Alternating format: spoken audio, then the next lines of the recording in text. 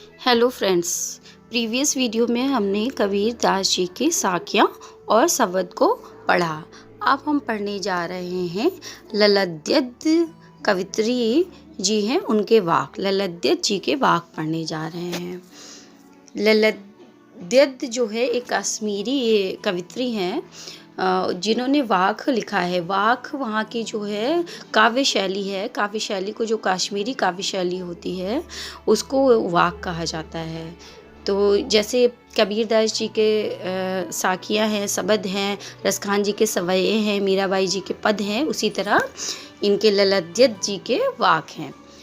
कविता की जो व्याख्या के बारे में जो अब हम बताने जा रहे हैं, ये जैसा कि मैंने अभी आपको बताया कि इसको जिस लेखिका ने लिखा है उनका नाम ललद्यद है, जो कश्मीर से बिलोंग करती हैं, जो कश्मीर की थी। उन्होंने कश्मीरी भाषा में ही लिखा, लेकिन उसका जो है हिंदी अनुवाद करके हम लोगों को इस क्षितिज पाठ पुस्तक में बताया गया है।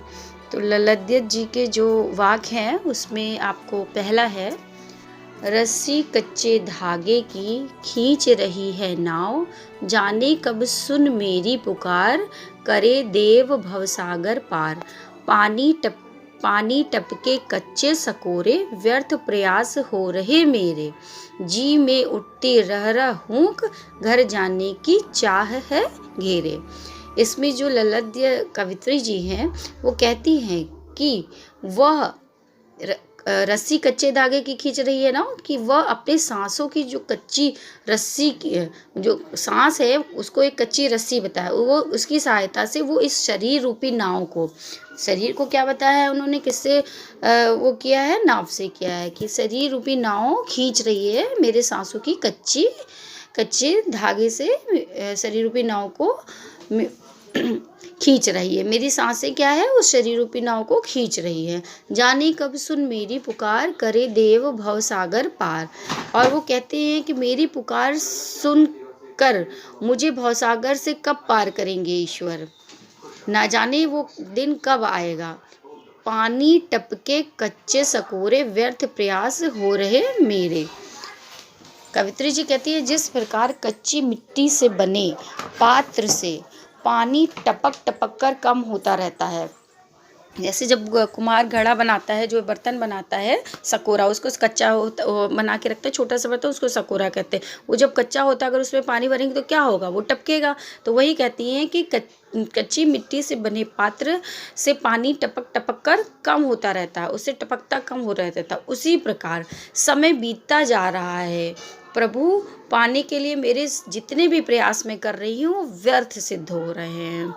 मतलब वो कहती है कि जैसे कच्चा घड़ा होता है, उसमें अगर पानी डालो तो वो एक एक बूंद करके टपकता कम हो, तो वो अपनी उम्र को बता रही कि मेरा धीरे धीरे उम्र कम होता जा रहा है, और ईश्वर को पाने के जितने मैं प्रयास कर रही हूँ वो व्यर्थ होते जा रहे हैं। जी में उठती रह हूँ, घर जाने की चाह है घेरे। कवित्री जी कहती है कि उनके जी यानी मन में बार बार एक ही पीड़ा उठती है कि कब यह नश्वर संसार छोड़कर प्रभु के पास पहुंच जाऊं, और ये जो संसारिक सुख, ये जो कष्ट है, इनसे मैं मुक्ति पा सकूं। नेक्स्ट ललद्य जी बोलती हैं, खा कर कुछ पाएगा नहीं, ना खाकर बनेगा अहंकारी, सम खा तभी होगा समभावी, खुलेगी साकल बंद द्वार की। इसमें कवित्री जी मनुष्य को जो है वो मध्यम मार्ग को अपनाने की सीख देती हैं। कहती हैं कि मनुष्य, तुम इन संसार की भोग विलासिताओं में जो डूबे रहते हो, मतलब उनको जो खा कर उसका सेवन करते हो, उसको अपनाते हो, ना खाकर बनेगा अहंकारी। मतलब उस भोग विलासिताओं में डूबे रहते हो और इससे तुम्हें कुछ भी प्राप्त नहीं होता। और अगर तुम इस भोग विलास के खिलाफ यदि त्याग तपस्या का जीवन अपनाओगे तो भी तुम्हारे मन के अंदर अहंकार ही बढ़ेगा। इसको मैं ऐसे सरल भाषा में समझ, जैसे कोई व्यक्ति है, वो खाना खाता है, अच्छे अच्छे कपड़े पहनता है और इधर उधर घूमने के लिए अच्छी अच्छी जगह जाता है, तो वो उसके अंदर अहंकार आ जाता है। तब भी अहंकार आ जाता है कि अरे मेरे पास तो इतना है, मैं अच्छा खा रहा हूँ, अच्छा पहन रहा हूँ और इधर उधर घूम रहा हूँ।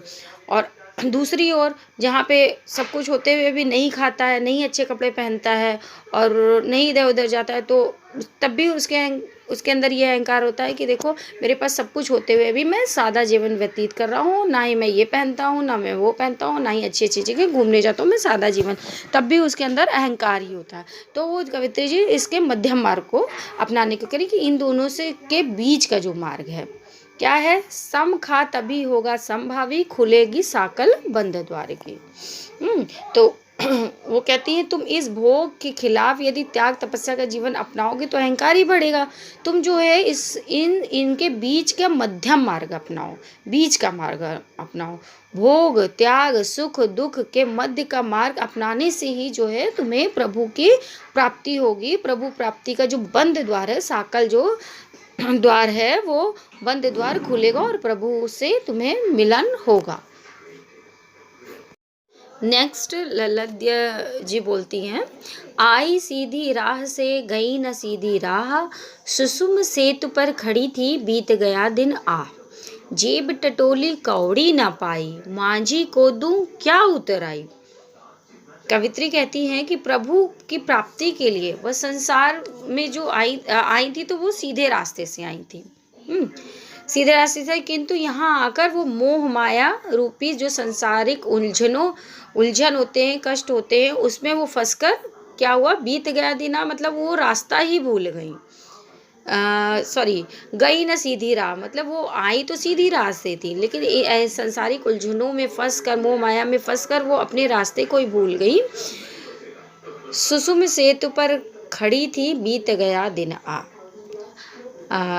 मतलब कि वह जीवन भर सुषमा नाड़ी के सहारे कुंडली जागरण करने में लगी है। सुषुम्ना एक नाड़ी होती है, वो बताती कि उसको जागृत करने में मेरी पूरी जिंदगी इसी में बीत गया दिन कुंडली जागरण करने में लगा, इसी में उनका पूरा जीवन बीत गया। जेब टटोली कौड़ी न पाई, मांझी को दूं क्या उतराई। फिर जीवन के अंत समय जब आया तो उन्होंने अपने जेब में हाथ डाला तो उन्हें कुछ भी हासिल नहीं हुआ, मतलब उनके पास कुछ भी नहीं बचा। अब वो इस चिंता में है, कवित्री जी कहती है मैं अब इस चिंता में हूँ कि मांझी को दूं क्या उतराई, मतलब जो प्रभु रूपी मांझी हैं, वो जो भव सागर से मुझे पार लगाएंगे, उनको मैं उतराई किराए के रूप में क्या दूं, मेरे पास तो कुछ बचा ही नहीं, क्योंकि उनके पास वो हाथ डाले तो उनके पास कौड़ी तक नहीं थी उनके जेब में, उनका क्या उतराई दूं मैं, मेरे पास तो कुछ भी नहीं बचा।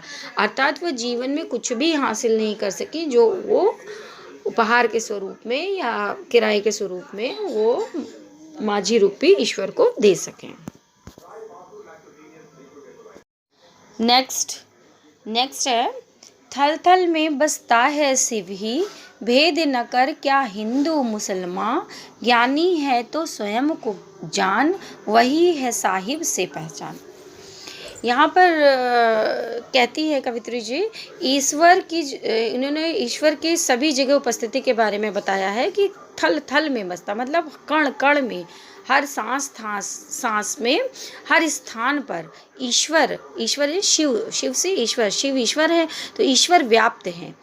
भेद न कर क्या हिंदू मुसलमान, हे मनुष्य तू धार्मिक आधार पर हिंदू मुसलमान का जो भेदभाव है उसको तुम त्याग कर मनुष्यता को अपना लो, को अपना लो। ज्ञानी है तो स्वयं को जान, वही है साहिब से पहचान।